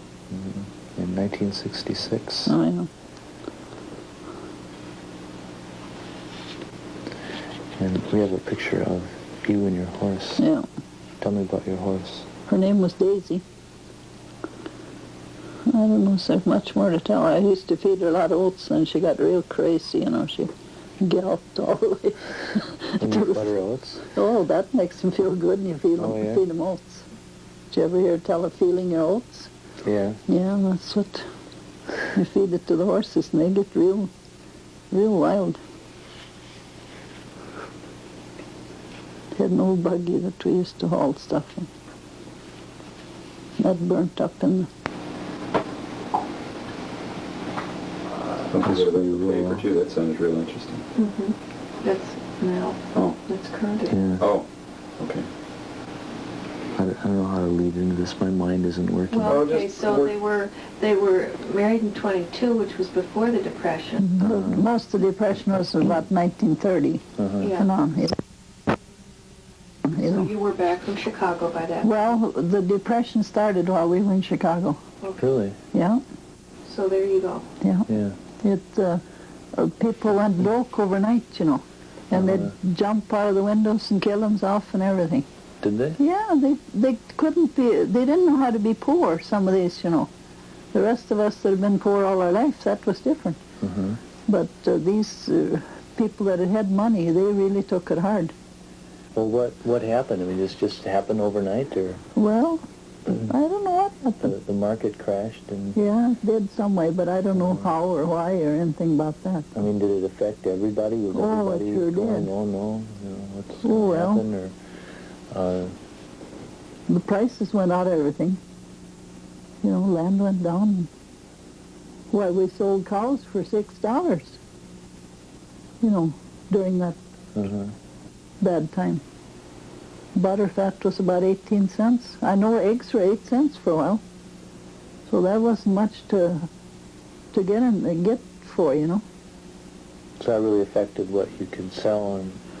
Well, what we didn't have any money, we couldn't buy much. Of course, what we bought wasn't so high either. So it wasn't so terrible then.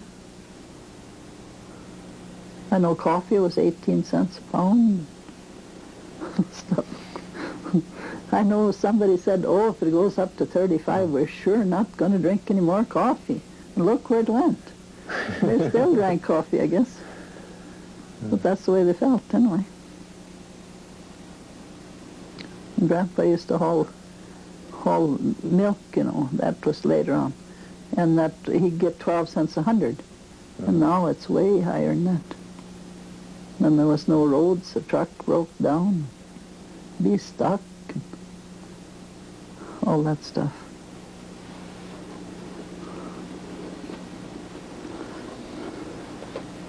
Well, how did the Depression affect you and the community, or was it... Wasn't any different than anybody else, I guess. We just didn't have much.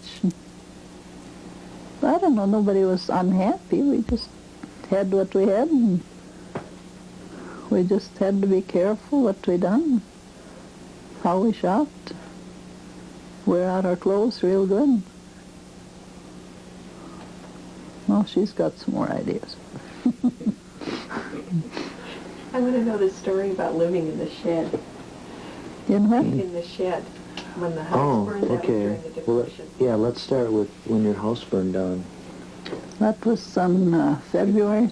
Ask her one more time. I was in between moving there went fast. Okay. Tell me about when your house burned down. That was on February 25th, 1939. And that very same day, my mother died. So I was over there, and the house burnt at home. How did you find out? Well, I was coming up the hill. We lived, you know, my folks lived under a hill. And then the doctor came out, you know, and she died. So then we had to help push him up the hill. And then when we got up on the top of the hill, well, then must have been Aunt Mary. And a neighbor came, and I said, my mother just died. Yeah, they said, your house burned too. So it wasn't any fun that day.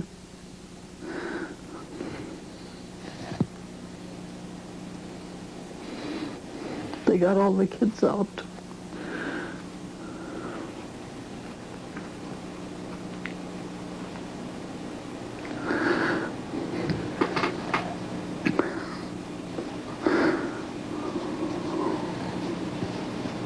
That must have been a really sad day. Yeah, we moved into a little house. It was a cement block house then, and had 13. It had 13 boards in the ceiling and 13 in the floor. Were any of you superstitious about? What? Were you superstitious about 13 No. boards? No. No, I was glad I had something to crawl into. But it had been empty, you know. It was cold. Was it a granary? No. No, that was your next house. No, that was the one we moved in there to live in. No, this was just a cement block house. That it was empty, and the door had gotten open. And there was a big ice chunk right inside the door. And then when we moved, when we got a fire, then all the cement blocks got white because they were frost come out of them. We lived there 6 weeks. And every kid wanted to stay home. They had offers to stay other places, but we had 2 cots. You know, them with the wings on. Mm-hmm. And 7 of us slept in them. So when we turned over, we had to sort of notify the other people so they could turn over too.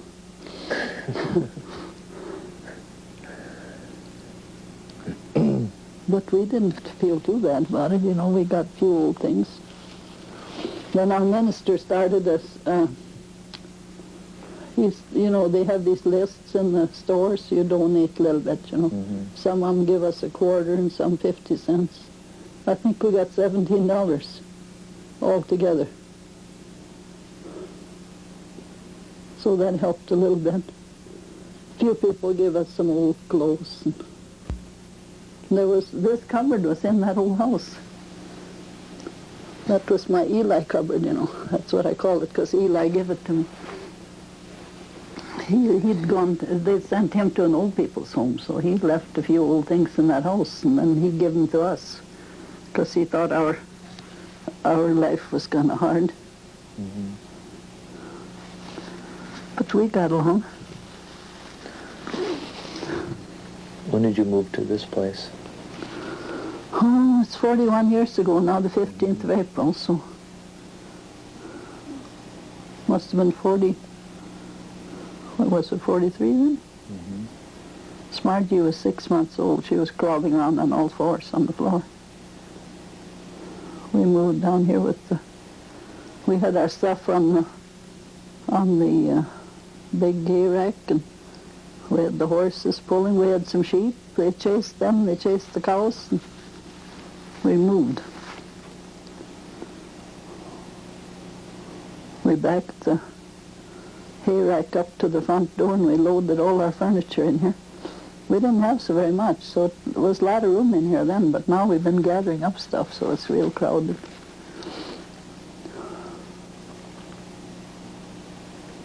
How did you feel about moving into this farm? Oh, that was great. Grandpa bought a new cow paid $150 for it. And we had to have a bigger place to have that cow, you know. Wow. It's a big Holstein. Nobody had ever paid $150 around here for a cow. He went to an auction and bought her. So we started down here. And of course, Father Jerome was in the hospital. He went in the hospital while we were on the 40 yet. Why was he in the hospital? Oh, he tipped over on a bicycle and hit his hip. And then there was supposed to be some kind of a germ that got into his hip bone. And see, it was osteomyelitis, they called it then. They didn't know for sure. Sometimes they thought it was TB of the bone. But anyway, he was there for three years. So we moved then while he was there yet. He never got home even once. Never was out for a ride or anything. They kept him right there. We could visit him 20 minutes on Sunday. But we usually stayed a little longer. They were kind of good to us. They let us stay a little bit longer. How old was he? He was 12 when he went in there. And 15 and... Yeah, you see, they didn't keep him longer than... Well, he was 15 in January, but then they let him stay and finish his school year. See, he had a blood clot when he was first there, so he was unconscious. They thought he was going to die. And I suppose that's maybe what gave him a little brain damage now. So he has this epilepsy. But it didn't affect him right away, not for many, many years. He was in Romania, I guess, when he first started getting epilepsy. I think it was because he studied too hard. Because he had that leg shortened, you know, and then he was in the hospital for a year, I guess, something like that.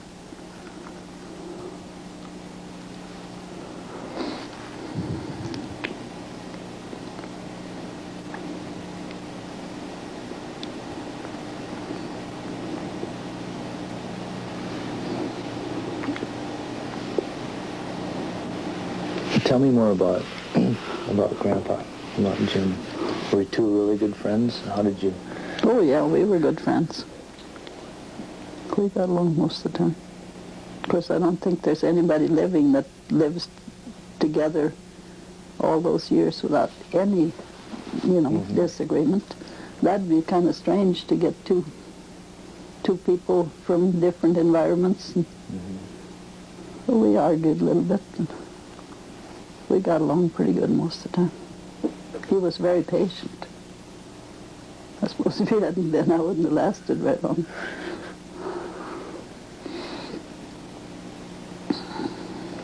What was he like? He wasn't jealous, that's for sure. No, he thought that was great if somebody else liked me too, because he said he didn't want a woman that nobody else wanted, so. So did you have a lot of friends who were men that came to visit? Oh, well, there was some of each, It wasn't just men. Yeah, you said he wasn't jealous. No, he wasn't. But some people are, Imagine all sorts of things. But he didn't. He was very patient when he'd be stuck all day long, and he never was mad or anything with the milk truck, The roads were bad, and he'd get stuck, and he'd whistle and sing and shovel and whatever it took to get him out. So it went. Was he a good father? Oh, I think so.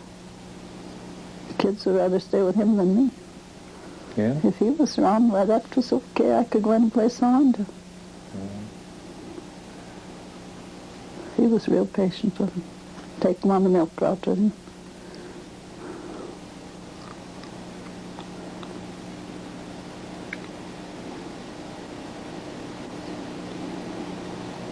Did he ever get real angry with the kids because they were...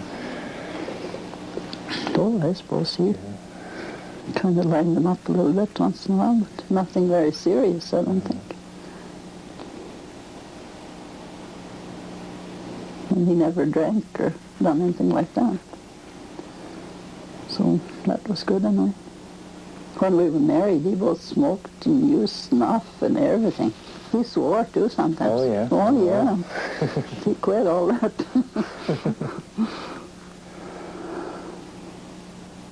Did he have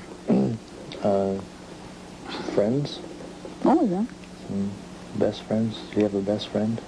Yeah, Scoop Shuttle. Scoop Shuttle? Mm-hmm. That was his best friend. He was kind of a funny guy. He was clown at all the fairs around. They used to work together. But after he was married, he never cared to go out with the boys or anything. He never wanted to do that. He just wanted... If he went to town, I was supposed to go along. That's all there was to it. So I went along. A lot of times on the milk route. What did you two do when you were working, doing chores in your leisure time? What'd you do for fun? There wasn't much leisure time. We raised a whole bunch of kids and farm and everything. Well, I don't know. We visited people. There really wasn't much that... We never went on any trips till after we got them all raised. Where did you go? Well, one time we went out west. That was great, We took the car and... Well, we had Cindy and Becky here then. Oh, we didn't know whether we dared leave them or not. We didn't think we should take them along. So Don stayed here once and took care of them. He took care of the cows and the kids and the whole works. And Grandpa drained the pond before he went. He was afraid they'd drown, Oh, no. Oh, yes, he drained the pond. Water rushed down through Vance Creek here. He wasn't going to worry about them drowning in that pond while he was gone. Well, he had a lot of relatives out west, uncles. He had 3 uncles. He made it out there before they died. Now they're all gone. And we went, from one place to the other and visited different relatives. We were out there 2 different Father's Days. He never wanted to go east. He wanted to go west where all them big people. And that was above my head. I didn't care for that at all. rather go to Prairie Farm. It was a science fair, you know. It wasn't any good for me. He had some friends, an old lady that used to go to school with when he was young. We visited her then. I was there alone. They went to the fair with us. Him and the daughter, they rode on some kind of a, I don't know what they call that now, that fast road business. Monorail or something. Oh, they went so fast. Well, they had a lot of different things that they rode on. I didn't care for it. Did you go up on the Space Needle? Oh, yes, we had lunch up there. And it was foggy that day, so we couldn't see anything, of course. But it was, the elevators were on the outside of that. You know, outside the building. We went up there. It was still, you know, it went around, but it went so slow you couldn't tell when you were up there. Especially in the fog. Well, man, that was fog. There was a big mountain we were supposed to be looking at too, but we didn't see that either. But I had a girlfriend in Seattle that we stayed 2 nights with. She's gone too now.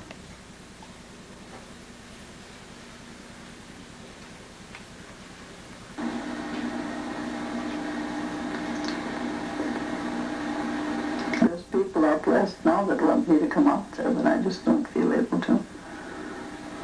They're older than I am, so I don't know what we'd all do together. So they say, just have someone put you on the plane. We'll take you off when you get there. But I just don't feel like it. It's too much of a trip.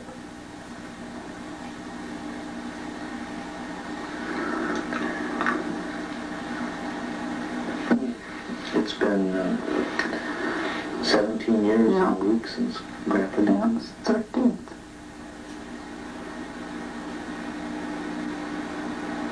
Can you tell us about that day? I don't think so. No. Okay. How have you managed to survive since then? Well, I had a few cows. I milked for a while.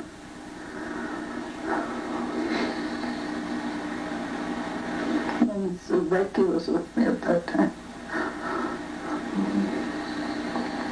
Tell us about your career as a journalist. Oh, Have you write a column for the paper? Oh, yes.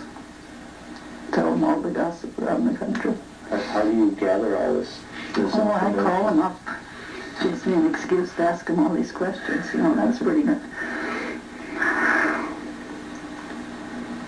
Well, they tell me there's people that read that column from far away, so then I feel a little bit better. It's a job, you know, every Sunday afternoon I gotta start in about 4 o'clock and call them all up. And I write it down fast, you know, and then I copy it over the next day. How did you get started doing this? Did you do this before? No, Just call everybody up to get the gossip? Or? no, I wasn't that bad. We had a party line, then you could listen, you know. Oh, okay. No, there was a lady down the line here, next neighbor. She got so tired of it she wouldn't write anymore, so she kept after me. I didn't want it. Well, she said, I'm going to quit when anybody writes that news or not. So I thought, well, I better write it then because there's people waiting for the news. So I started in.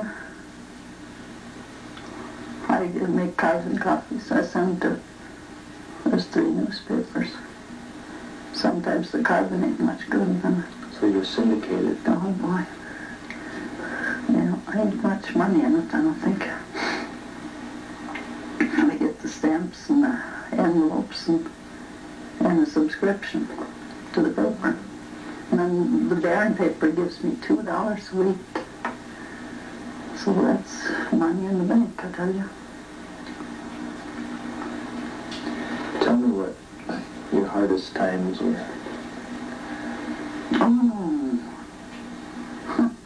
there's been quite a few of them, so I don't know. We never thought of them as being so hard times either.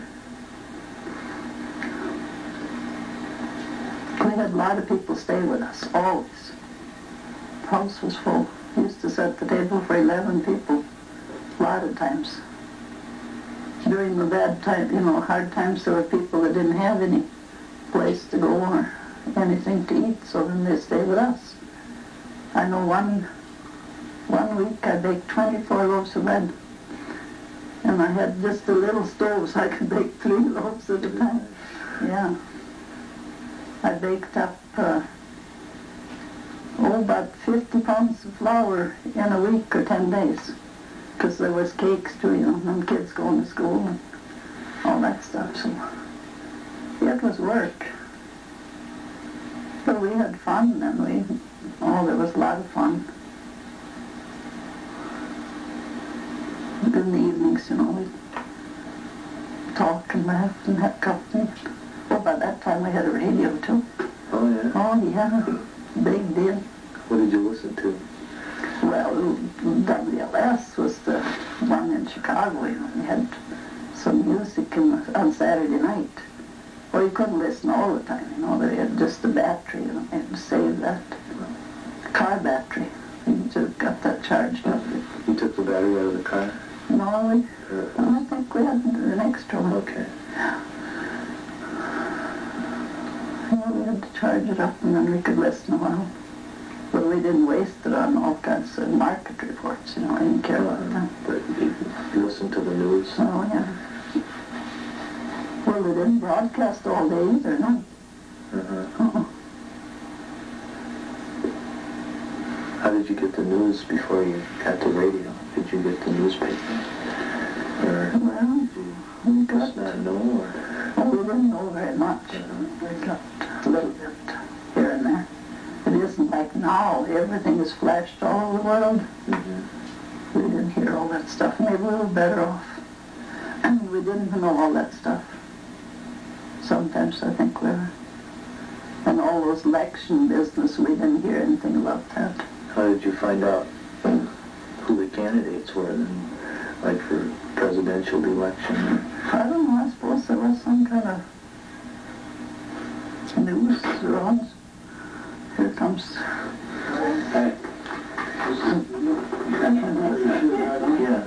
we're taking it now. Yeah, we're working on that now. Okay. How are you? That's good. This is Tom Ritter. I'll let you run. The camera's running up? Yeah. We're going to edit out stuff that we don't need. They got plowed out before they had to carry the stuff in. Luckily. We're going to go first. Luckily I overslept too, so we got here early. Like we said we were going to, we would have carried it up. Good thing you didn't come any earlier. You would have had to carry it. Mm-hmm. Well, I called the plow at 6 o'clock, but You were awake at 6 o'clock. I was up before then. You get bed sores if you lay in bed all night. Yeah. Okay. Well, tell me the most important lessons you've learned from experience. I don't know. I suppose behave yourself and keep out of jail. I don't know what else I learned. Well, if you could pass down one single bit of wisdom about life to all your descendants, to all your children and their children, and all the children they'll have, what would that be? Yeah. Well, I think they should get right with God so they have a place to go. This life, you know, is just a little while. And eternity is a long time, they say. So I think that's the first thing to do, is to get right. And try to live a decent life. After all, that is the best way, you know.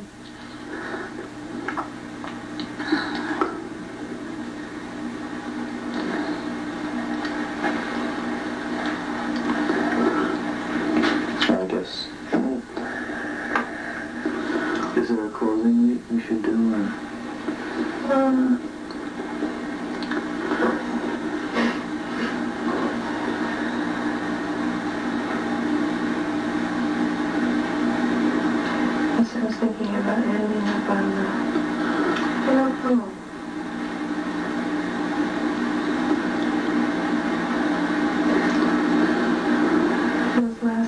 generations were the happiest and saddest, and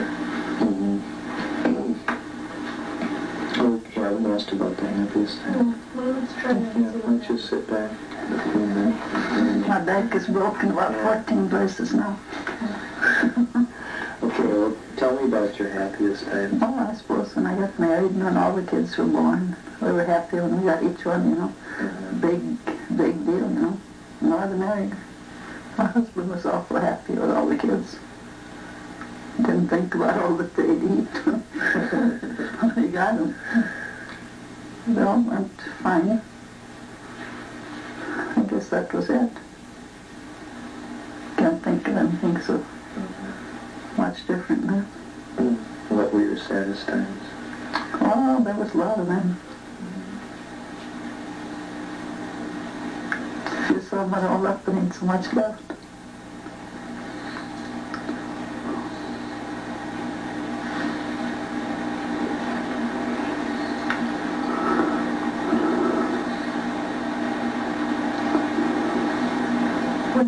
Yeah, we'll just wrap it up. Yeah, okay. You still want to get some shots outside? Maybe we could be nice. This is okay. Oh, yeah. It's hard to remember sad things.